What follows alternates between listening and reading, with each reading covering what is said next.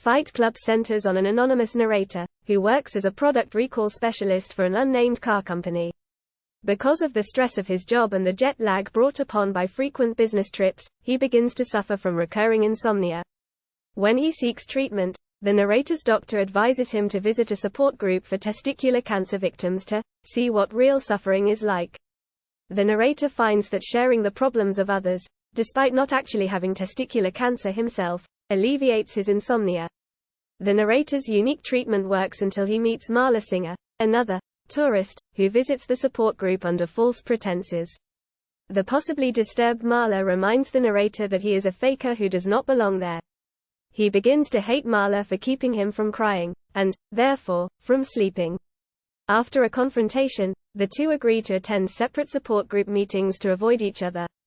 The truce is uneasy, however, and the narrator's insomnia returns.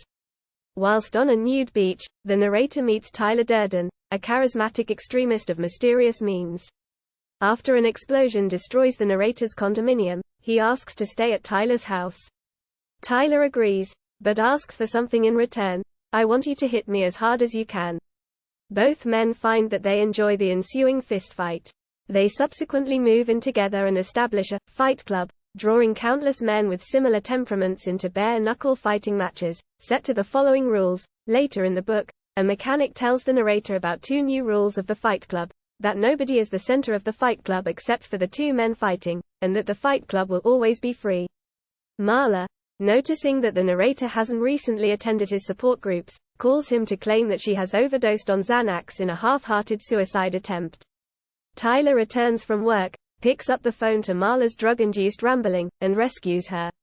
Tyler and Marla embark on an uneasy affair that confounds the narrator and confuses Marla. Throughout this affair, Marla is unaware both of Fight Club's existence and the interaction between Tyler and the narrator. Because Tyler and Marla are never seen at the same time, the narrator wonders if Tyler and Marla are the same person.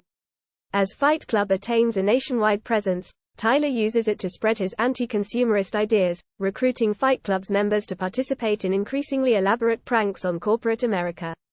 He eventually gathers the most devoted Fight Club members and forms Project Mayhem, a cult-like organization that trains itself as an army to bring down modern civilization.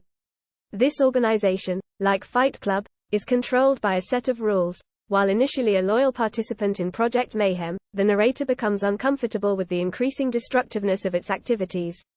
He resolves to stop Tyler and his followers when Bob, a friend of his from the testicular cancer support group, is killed during one of Project Mayhem's sabotage operations.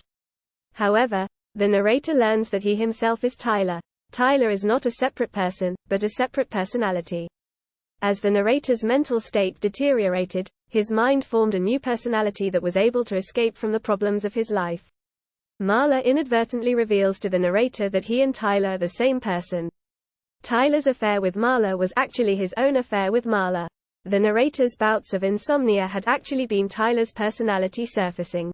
Tyler would be active whenever the narrator was sleeping.